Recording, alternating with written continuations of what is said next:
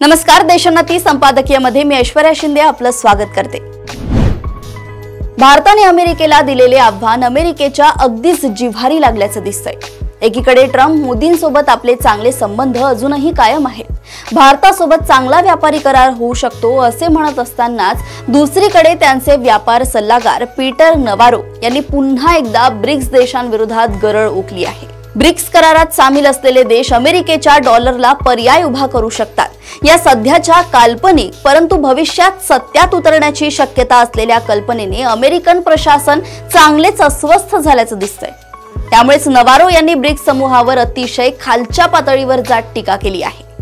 एखाद्या गावगुंडाला शोभेल अशी दादागिरीची भाषा नवारो बोलतायत। कदाचित ट्रम्प स्वतः ज्या गोष्टी उघडपणे बोलू शकत नाही ते त्या नवारो त्यांच्या तोंडून बोलत असावेत। नवारोंनी ब्रिक्स समूहातील देशांना पिशाच्च म्हटलंय। ब्रिक्स संघटना फार काळ टिकणार नाही, कारण या संघटनेतील देश एकमेकांचे शत्रू राहिले आहेत। हे देश एकमेकांचा द्वेष करतात असेही नवारोंनी म्हटलंय। त्यांचा रोख भारत आणि चीनकडे असल्याचं स्पष्टच दिसतंय। भारताला अमेरिकेसोबत व्यापार चर्चा करावीच लागेल, तसे झाले नाही तर त्याचे परिणाम भारतासाठी खूप वाईट असतील अशी धमकीही नवारो देत आहेत। एकूणच रशिया, चीन, भारत एकत्र येण्याचा खूप त्रास अमेरिकेला होत असल्याचं दिसतंय। अमेरिका महासत्ता आहे। जगाच्या राजकारणावर, अर्थकारणावर अमेरिकेची हुकूमत आहे। त्यामुळे अशा महासत्ता असलेल्या देशाने इतका त्रागा करायला नको।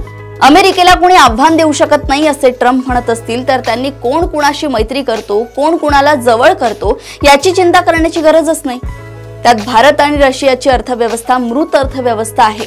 मग अशा या यत्कचित देशांना इतके महत्त्व कशासाठी? या देशांचे नाव घेऊन नवारो आपला नगारा रोज का वाजवतायत? महासत्तेचे पाय नेमके कशामुळे लटपटत आहेत? अशाच घडामोडी व अपडेट सोबत पुन्हा भेटूया देशोन्नती संपादकीयमध्ये। बघत रहा देशोन्नती। नमस्कार।